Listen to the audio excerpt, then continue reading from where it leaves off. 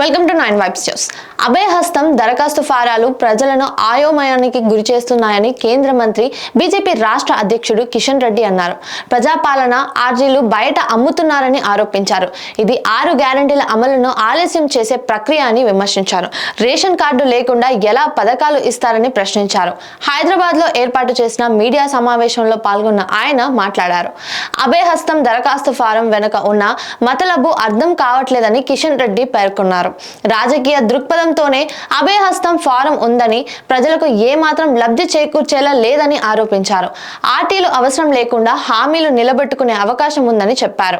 BRS 10 ఏళ్లుగా ration కార్డులు ఇవ్వలేదని, మరి రేషన్ కార్డు లేకుండానే జత చేయాలని కాంగ్రెస్ చెబుతోందని, ఇది ఏ రకంగా సమంజసమని ప్రశ్నించారు. పథకాల అమలు జాప్యం చేసేందుకు హస్తం పార్టీ అభయహస్తం నాటకమని కిషన్ రెడ్డి ఆక్షేపించారు. మరోవైపు అయోధ్య రామ్ మందిర్ ప్రతిష్టాపన కార్యక్రమం గురించి కిషన్ రెడ్డి మాట్లాడారు.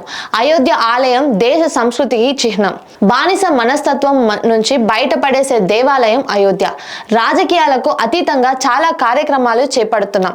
సంక్రాంతి నుంచి అన్ని ఆలయాల్లో స్వచ్ఛత అభియాన్ అనే కార్యక్రమం చేపడుతున్నాం. అయోధ్య కార్యక్రమం తిలకించేలా జనవరి 22న అన్ని ఆలయాల వద్ద స్క్రీన్లు ఏర్పాటు చేస్తామని కిషన్ రెడ్డి తెలిపారు. ప్రాణ ప్రతిష్ఠ తర్వాత అన్ని ఆలయాల్లో దీపారాధన, ప్రసాద వితరణ కార్యక్రమాలు ఉంటాయని అన్నారు.